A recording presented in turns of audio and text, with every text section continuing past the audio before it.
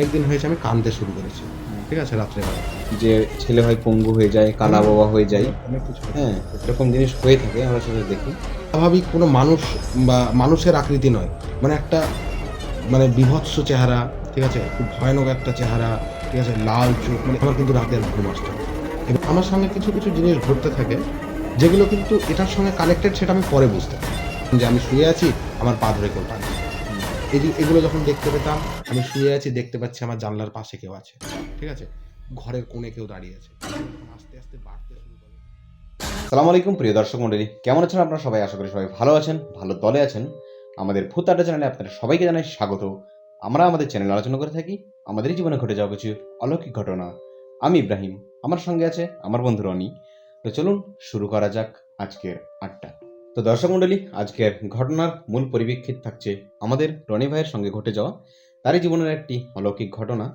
তো রনি ভাই, আসসালামু আলাইকুম। ওয়ালাইকুম আসসালাম। কেমন আছো বলো? আলহামদুলিল্লাহ, ভালো। তো দর্শক মণ্ডলী, আমরা সরাসরি জেনে নেব রনি ভাইয়ের কাছ থেকে তো তার জীবনে কি এমন ঘটেছিল সেই ঘটনা যেটা সে এখনো ভুলতে পারে না। তো যদি তুমি শেয়ার করো আমাদের সঙ্গে। তো ইব্রাহিম, যেটা বলি আমি তোমাকে, তুমি আমার ছোটবেলার বন্ধু, একদম ছোটবেলা থেকে তুমি আমার সঙ্গে আছো। এবং আমি তোমাকে কিন্তু এই ঘটনাটা আগেও একবার বলেছি, আমি জানি না তোমার অতটা মনে আছে কি না। আজ থেকে প্রায় 12-13 বছর আগের ঘটনা। আমি তখন 12-13 বছর বয়স, ছোট, ক্লাস 5-6-এ পড়ি।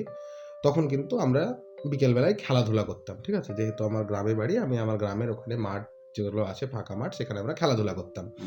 তো আমরা যেখানে খেলাধুলা করতাম মেনলি, সে সমস্ত সেটা কিন্তু একটু মানে ছোট জায়গা, আর সেই জায়গাটা হচ্ছে আসলে জানাজার একটা ময়দান। আচ্ছা, তো ভিউয়ার্স, জানাজার ময়দান হচ্ছে আমাদের মুসলিম সমাজের রীতি রেওয়াজ অনুযায়ী যদি কোনো ব্যক্তি মারা যায় তো তারকে দাফন কাফন করার আগে যে নামাজটা পড়ানো হয় সেই নামাজটাকে বলা হয় জানাজার নামাজ। এবং সেই নামাজটা যেই জায়গাতে পড়ানো হয় সেই জায়গাটাকে বলে ময়দান। তো জানাজার ময়দান।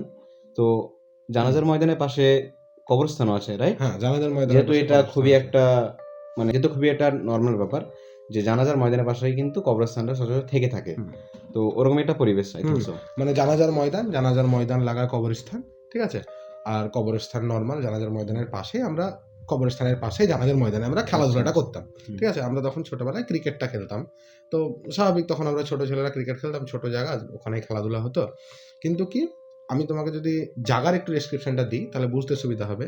মেন হচ্ছে জানাজার ময়দান। জানাজার ময়দানের এক পাশে আছে একটা বেশ বড় পুকুর, এবং জানাজার ময়দান লাগা পিছন দিকে কবরস্থান, ঠিক আছে। তো জানাজার ময়দানে আমরা যেখানে খেলাধুলা করতাম, সেই সেখানে ক্রিকেট খেলার সময় কিন্তু বলগুলো অনেকবার পুকুরেও যেত, অনেকবার কবরস্থানের মধ্যেও ঢুকে যেত, ঠিক আছে। তো আমরা যখন খেলাধুলা করতাম ছোটবেলায়, বল যখন কবরস্থানের মধ্যে প্রবেশ করতো, সবাই কিন্তু কবরস্থানে আনতে যেতে একটু ভয় ভয়ই করতো, কারণ ছোটবেলায় একটা কবরস্থান, এই সমস্ত জিনিসের একটা ভয় সবার স্বাভাবিক ব্যাপার, ঠিক আছে। তো সবাই ভয় করতো, কিন্তু তার মধ্যে কয়েকজন থাকে যারা হয়তো অতটা ভয় করতো না এবং গিয়ে নিয়ে আসতো কবরস্থান থেকে বল। তার মধ্যে আমিও একটা ছিলাম, আমি কিন্তু ভিতরে গিয়ে নিয়ে আসতাম, কোনো সেরকম কোনো অসুবিধা, আমি এর সব কিছু অতটা ভয় বা কিছু আমার মনে ছিল না, জাস্ট নর্মাল যেতাম, নিয়ে আসতাম। কিন্তু কি, কখনো কখনো জানো, কবর যখন দেওয়া হয়, তা যখন অনেক সময় পেরিয়ে যায়, কবর কিন্তু একটু ভিতর দিকে ঢুকে যায়, সেটা তুমি বোধহয় লক্ষ্য করেছো, কবর একটু নিচে নেমে যায়, ভিতর দিকে ঢুকে যায়, ঠিক আছে। যেটাকে আমরা মানে কি বলবো, একটু খাল কবর বা মানে মাটিটা আলগা হয়ে গেলে সেটা নিচের দিকে চলে যায়, নিচের দিকে নেমে যায়। তো অনেক সময় কিন্তু কবরস্থানের মধ্যে বল যেত এবং সেই কবরগুলোর ভিতরে চলে যেত বলটা, ওই খাল জায়গাতে, নিচু জায়গাতে বলটা কিন্তু প্রবেশ করতো।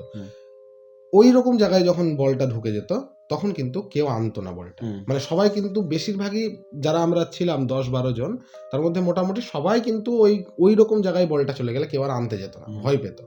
আমি কিন্তু একটু সাহস দেখিয়ে, সে ছোটবেলার সাহসিকতা আর কি, অতটা কিছু মাথায় না এনে আমি নর্মালি গিয়ে কিন্তু বলগুলো নিয়ে আসতাম, ওখান থেকে কবরের মধ্যে হাতটা রেখে আমি বলগুলো নিয়ে আসতাম। কিন্তু অনেক সময় কি হতো, কবরের মিডিল দিকে চলে যেত বলটা, ছোট ছেলে আমরা হাতেও পেতাম না। অনেক সময় কি করতাম, আমরা কবরের পাশেই শুয়ে যেতাম, শুয়ে গিয়ে বলটা কিন্তু কুড়োতাম, মানে উপরে শুয়ে হাতটা নিচে করে। হ্যাঁ, উপরে কবরের পাশেই একদম একটু গোবর লাগা শুয়ে, কবর থেকে। যখন ছোট ছেলে তখন তো এসব কিছু ভাবার কোনো অতটা বেশি ভাবতাম না জিনিসটা, ঠিক আছে। ভয়ের ব্যাপারটা নয়, মেনলি অতটা মাথায় আসতো না, ঠিক আছে। কিন্তু যেহেতু আমার বাড়ি ওখান থেকে কিছুটাই, মানে বাড়ি থেকে আমরা খেলাধুলা করলে সেটা দেখাই যায়, ঠিক আছে? তো আমি যে এই যে কবরের মধ্যে হাত রেখে বলগুলো নিয়ে আসতাম, এগুলো কিন্তু আমার মা লক্ষ্য করেছিল। হুম। আমার মা কিন্তু আমাকে রীতিমতো বারণ করতো এই জিনিসটা করার জন্য, যে স্বাভাবিক তুমি ব্যাপার। এরকম করো না, এটা করা কিন্তু উচিত নয়, এগুলো ঠিক নয়। হুম। আমি কিন্তু প্রথমত সেই জিনিসগুলোকে সেইভাবে কোনো গ্রাহ্য দিইনি। আমি সেইভাবে কিন্তু এই জিনিসগুলোকে অতটা গ্রাহ্য দিইনি। হুম। আমি অতটা না ভেবে রীতিমতো এটা করতাম, বল যখন যেত। এবার খেলতে, খেলতে হাজারে একটা বল যেত, সেটা কিন্তু নিয়ে আসতাম। হুম। কিন্তু যতদিন মানে দিন যত বাড়তে থাকে, আমার সঙ্গে কিছু, কিছু জিনিস ঘটতে থাকে, যেগুলো কিন্তু এটার সঙ্গে কানেক্টেড, সেটা আমি পরে বুঝতে পারি। ঠিক আছে? আমি কিন্তু তখন আমরা মাটির ঘরে থাকতাম। হুম। ছোট একটা ঘর, সেই ঘরে কিন্তু আমরা সবাই থাকতাম। হুম। মা, বাবা, ভাই, আমরা সবাই কিন্তু একটা ঘরেই থাকতাম। হুম। তো আমি থাকতাম আমার ঘরের ওই ঘরটার জানলার দিকে। হুম। আমার পাশেই কিন্তু মা থাকতো, তারপরে কিন্তু আমার ছোট ভাই থাকতো, তারপরে আমার বাবা থাকতো। হুম। ঠিক আছে? সবাই থাকতো। আমার কিন্তু ওই ঘরটাতে মানে প্রত্যেকদিন রাত হলেই, মানে যখন একটা ঘুমাবার সময় হতো, ঠিক আছে? ঘুমিয়ে গেলেই বা ধরো মধ্যরাত্রি কখনো হয়তো আমি জেগে যেতাম। ঠিক আছে? মধ্যরাত্রি কোনো কারণে হয়তো যদি ঘুম ভাঙতো, জল তেষ্টা বা কোনো কারণে, তাহলে কিন্তু আমি একটা প্রেজেন্স ফিল করতাম ঘরের মধ্যে। মনে হতো যেন ঘরে কেউ আছে বা ঘরে আছে। কখনো, কখনো মনে হতো আমি যে জানলার ধারে শুয়ে থাকি, জানলার বাইরে কেউ আছে বসে। ঠিক আছে? আমি তখন ছোট, অতটা না করে আমার কিন্তু প্রেজেন্সটা ফিল হতো। আমি কিন্তু উঠে দেখার চেষ্টা করেছি। হুম। ঠিক আছে? আমি কিন্তু কিছু দেখতে পেতাম না। কিন্তু আমার সবসময় মনে হতো যেন কেউ একজন কিন্তু আছে। কেউ আছে। মানে হয়তো সে আমাকে মানে দেখছে, সে আমাকে হাত দিয়ে ছোঁয়ার চেষ্টা করছে। সেগুলো আমি প্রেজেন্স ফিল করতাম। কিন্তু আমি চোখে কখনো কিছু দেখতে পাইনি তখনো অব্দি। আমি কিন্তু এই জিনিসগুলো স্বাভাবিক মাকে কিছু না বলে নরমাল যেরকম আমরা করতাম, স্কুল থেকে এসে খেলাধুলা করার সময় ওই একইভাবে, একই নিয়মে আমরা ওইভাবেই সবকিছু করে আসছি। ঠিক আছে? কিন্তু যত দিন বাড়তে থাকে এই জিনিসটা আরো বাড়তে থাকে। কিরকম? ১ম এ প্রেজেন্স ফিল করতে শুরু করলাম। তারপরে মনে হতো যে জানলার ধারে সত্যিই কেউ বসে আছে। মানে প্রেজেন্সটা আরো গভীর হয়ে যেত, ডিপ। ঠিক আছে? মনে হতো সে দেখছে আমাকে। আর দেখছে মানে কি? স্বাভাবিক কোনো মানুষ বা মানুষের আকৃতি নয়। মানে একটা মানে বীভৎস চেহারা, ঠিক আছে? খুব ভয়ানক একটা চেহারা, ঠিক আছে? লাল চোখ, মানে এরকম আমি যেটা মনে হতো। হ্যাঁ, সে দেখছে এবং তার মানে হাত দিয়ে আমাকে ছোঁয়ার চেষ্টা করছে, আমাকে আমার পা ধরে টানছে, এরকম কিন্তু আমি মনে হতো। ঠিক আছে? আমি ভয়ে মানে রাত্রে বেলায় ঘুমাতে, ঘুমাতে আমাকে স্বপ্নতেও কিন্তু এগুলো হতো। ঠিক আছে? যে আমি স্বপ্নতেও এটাই দেখতে পাচ্ছি যে আমি বিছানায় শুয়ে আছি আর আমাকে কেউ জানলা থেকে কেউ আমার পায়ে হাত দিচ্ছে। কন্টিনিউ কি তখন তুমি ওই কবরে হাত ঢুকিয়ে বলটা এটা কিন্তু বারবার চলছে। এটা চলছে? এটা কিন্তু যে এর সঙ্গে রিলেটেড সেটা কিন্তু আমি আচ্ছা, জানতাম আচ্ছা। না। ঠিক আছে? ওটা আমার কাছে নরমাল খেলাধুলা, ও, নরমাল তারপরে লাইফস্টাইল। তুমি তোমার মাকে বলোনি? না, আমি মাকে কিছুই জানাইনি এসব জিনিস। ঠিক আছে? কিন্তু এটা কিন্তু যখন হতে শুরু করলো একটু বেশি, বেশি করে আমাকে স্বপ্নতে এরকম মানে আমি দেখতাম যে আমি শুয়ে আছি, আমার পা ধরে কেউ টানছে। হুম। এই যে এগুলো যখন দেখতে পেতাম, আমি শুয়ে আছি, দেখতে পাচ্ছি আমার জানলার পাশে কেউ আছে।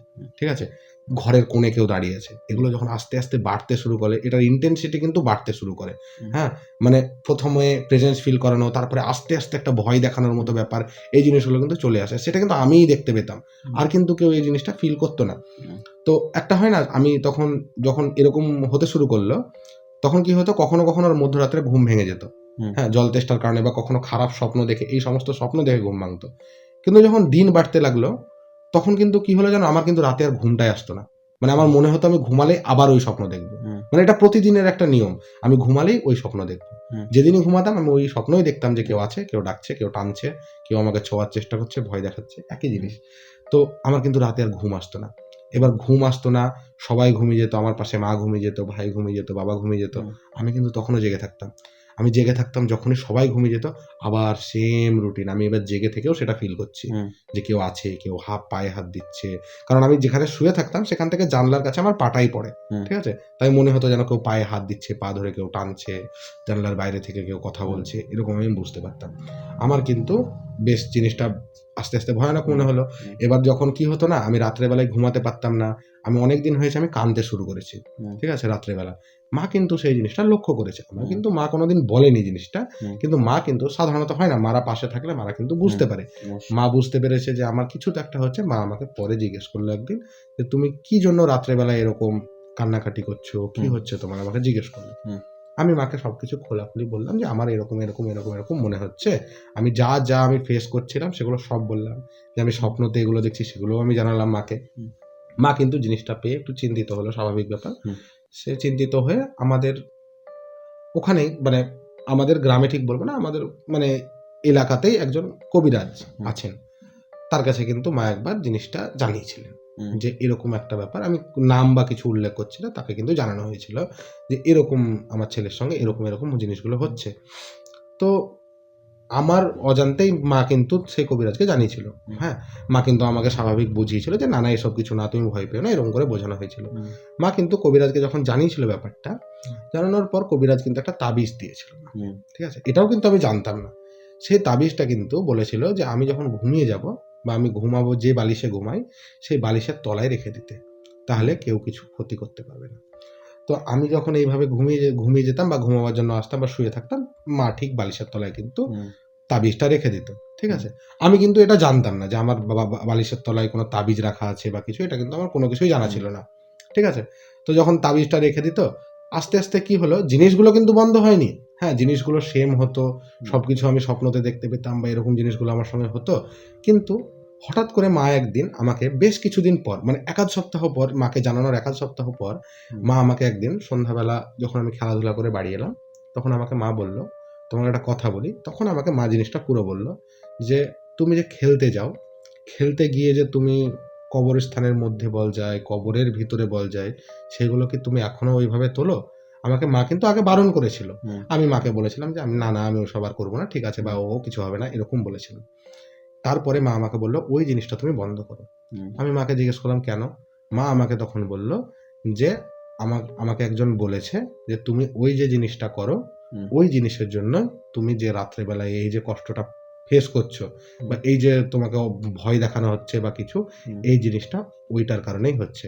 তুমি এই জিনিসগুলো বন্ধ করলে আর কিন্তু কিছু হবে না।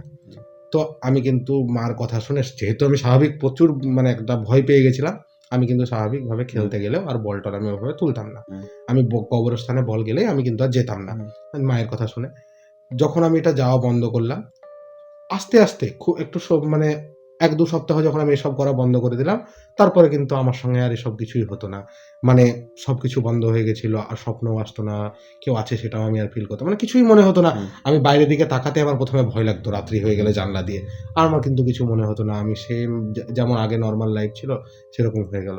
আমি জিনিসগুলো পুরোটা যখন হলো, তারপরে তখন মা আমাকে বলল যে, "আমি এরকম একজন কবিরাজকে বলেছিলাম।